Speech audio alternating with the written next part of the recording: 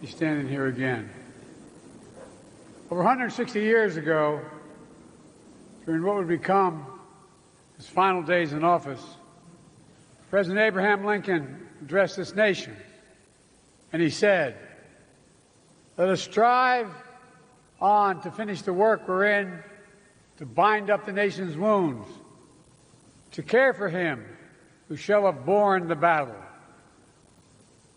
My fellow Americans, First Lady, Vice President Harris, and Second Gentleman, Secretary Blinken, Austin, McDonough, Mayorkas, Chairman Brown, most importantly, our veterans, service members, and their families.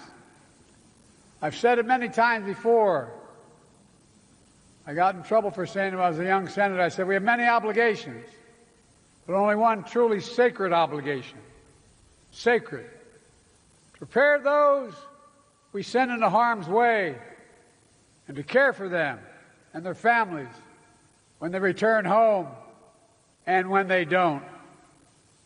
It's an obligation, not based on party or politics, but on a promise that unites us all.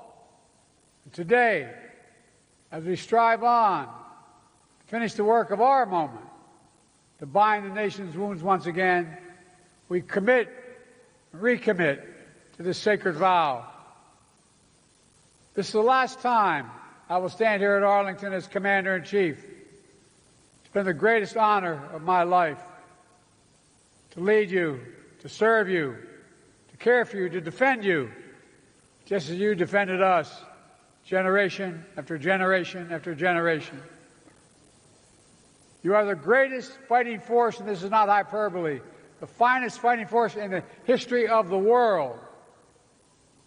I'll never forget standing at Valley Forge, our nation's first soldiers laid down their lives to deliver a nation where everyone is entitled to inalienable rights, life, liberty, pursuit of happiness. And I'll never forget walking the hills of Gettysburg, where thousands more shed their blood to make those words real. I'll never forget in Belleau Woods, visiting there to pay tribute to the heroes who stepped on that beach, or standing in the cliffs of Normandy 80 years after D-Day to honor the service members and veterans who literally saved the world with absolute heroism. Just standing there, you wonder how in God's name did they have the courage to do what they did.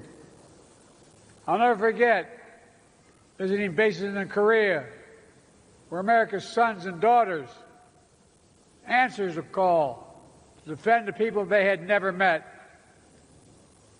For paying my respects in Hanoi, where so many of our troops defended democracy, including my friend and once worked for me, Senator John McCain. I'll never forget my trips to Afghanistan and Iraq, where tour after tour, young men and women served and sacrificed to keep our nation safe. 4 presidents faced a decision after we had gotten bin Laden whether to end our longest war in history in Afghanistan. I was determined not to leave it to the 5th. Every day I still carry a card with me, my schedule every single day for the last 10 years. On the back of my schedule it says, U.S. daily troops in Afghanistan. U.S. troops died in Afghanistan as of today, 2,465. Troops wounded in Afghanistan, 20,769. U.S. troops, Iraq, died in Iraq, 4,620.